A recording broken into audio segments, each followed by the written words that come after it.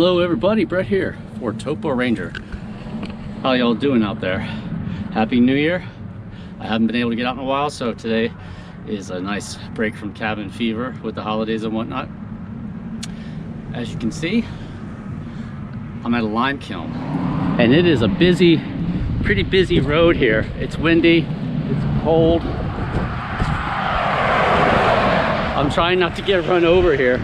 We drove back this way to get lunch up in Lancaster, and we drove by this beauty here on the way, and I wanted to come back here check it out because it looks like it's pretty intact. There's a lot of lime kilns in Lancaster County, and this one, for whatever reason, seems to have held up pretty well. And I can kind of take cover here.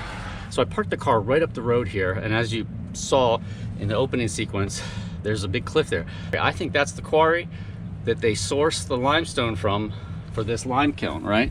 Because they want the source to be close, because you don't want to have to haul you know, big loads of rocks very far. So I think this is the Conestoga, which has got a lot of it's got a lot of impurities in it, so that's why some of this stuff looks like it does. See how it's like it's just weathered out? Most of the construction looks like it is limestone. And then you got the arch here.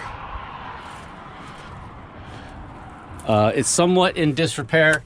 It's kind of beginning to really start to decay, but it is it's still intact. And there are metal structural pieces here. What's really interesting about this lime kiln is that the core is still there. You can get in from the top. It's open in the top. It's probably about a 15-20 foot drop straight down. So we're going to be able to crawl in here and check out the interior walls of the kiln. A lot of kilns are in a state of disrepair where you really can't do that. So this is kind of a good situation here. All right, I'm going to try a fancy Nancy shot here. Into the bush. Oh, that's cool. Mucho thorns. Sorry for the shaky camera work. Oh.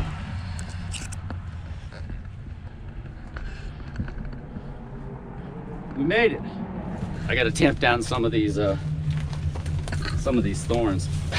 I am also filming a shot from up there, so I want to get over here.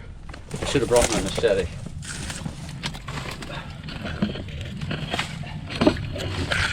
All right, so there's camera number 2. I should be able to see myself at least a little bit for scale. I'm not sure how well it's coming out. The light is it's off and on today. But here we go. This is the inside. Now this would have been burning, I think around 1,000 degrees for the chemical reaction to take place to create that lime that they would sweeten the soil with. So it wouldn't be as hot as a furnace, an iron furnace, which I think the optimum temperature is almost 3,000 degrees to get that ore to melt out. So it's quite a bit cooler, but it's still 1,000 degrees. It's still hot. And they would just be throwing stuff down in here. Boom, boom, boom. When it was running, they would just keep filling it, and this powder would come out down there. Let's clear off a little bit of this wall. There we go. And try to get a shot here. It's very overgrown. See this part right here? You can see it's kind of has a glazed finish, and that's from the heat over the years. And it's like a frozen, drippy, brown, shiny waterfall. Here's some right here too. I mean, there's so much stuff on the interior of this sucker. It's kind of hard to tell. Sorry to interrupt the video, guys, but I was not happy with what I could capture on site there. I wanted to show the walls, but I just don't think I did a very good job. There was a lot of growth and a lot of stuff accumulated on the walls of that kiln for, you know, I mean, God knows how long that thing has been out of service. Could be 100 years, could be over 100 years. So what I'm going to do is I'm going to show you a piece of the interior wall of another lime kiln that I collected once. This lime kiln was really deteriorated, and it was basically falling apart. So I snagged one of the pieces of the wall just as a memento.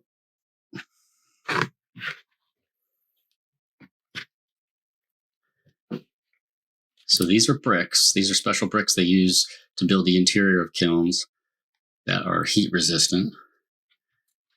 And all this stuff here is all just the surface of the brick and probably impurities coming out of the, well, I don't know if it's impurities, because I don't know if there are impurities in a lime kiln the same way they are in a furnace. So I'm not really sure what this brown stuff is.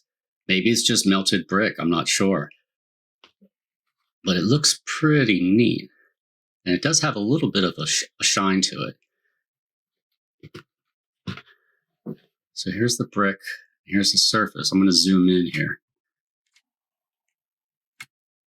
And you can really see there how the brick just kind of fades into the hard exterior, because it's just the heat. Almost 2,000 degrees, as I said in the video. Almost. That's how hot the interior of the lime kiln would get. So, and over many years, you just get something that looks like this. Look at that. It's just melted. Anyway, so I just wanted to show you the inside of a wall so you can actually see it, because you couldn't see it in the video. All right. All right. Back to our regularly scheduled programming. That's where we came in. It's probably only about 10-15 feet up. Hey, if you can hear me on that camera, yeah, make sure you subscribe, ring that bell for notifications, follow me on all the platforms, all right? And here you can kind of see a piece of the interior of the Bosch. I don't know if it's called the Bosch in a lime kiln. I know in a furnace it's called the Bosch, so I just call this a Bosch anyway. So you can see a chunk of the wall came out here, and you can just see it's all filling there.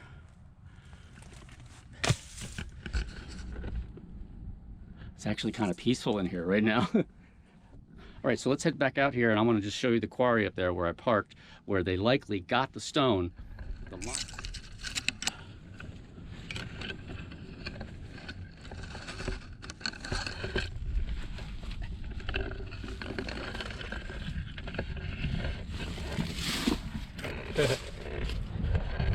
There we go, we're out.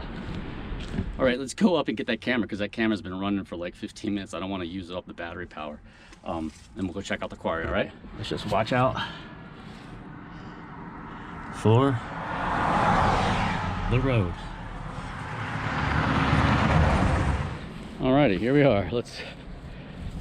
And I was recording, that's good. My battery's almost dead on this. All right, I do want to get a shot out over here. Tried to do it with that, wasn't too successful. So I'm gonna extend this cam and we're gonna do a shot straight down.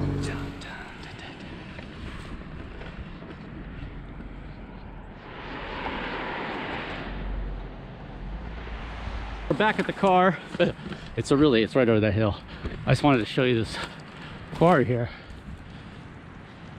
About a 45-foot wall. There's a lot of water coming down here. It's basically like raining coming down the side of this cliff. And to me, again, this looks like Conestoga limestone, which has a lot of impurities in it, a lot of grit and stuff like that. Look at this, right? Ready? See how that just flakes off? And it's got that shine, right? Because it's got the graphite in it. I think that's what's shining, there's graphitic lenses. Hey, look at this stuff. It's just totally, it's just rotten. See that? And you see it's also bent up. I don't see any holes or caves or anything. Like a little miniature waterfall over here. But yeah, so they probably took all this out, took it right down that road, boom, popped it in the kiln. The side of the hill is right there. So they took out this much. It's quite a bit. If this all went to the kiln, I would imagine they created a lot of lime. Although, to be honest, I don't know how good the Conestoga limestone is because it has a lot of impurities. There are sections that are pure, but this doesn't look like the pure stuff. So I don't know how well this stuff actually performed in terms of quantity of rock versus how much stuff you get out of there. All right, next stop, I'm gonna try to find this root cellar that I saw on Uncharted Lancaster's Instagram feed. It looks really cool. I think I found it using Google Maps, but I'm not sure. It's down the road a little bit, so I'll pick it up when we get there.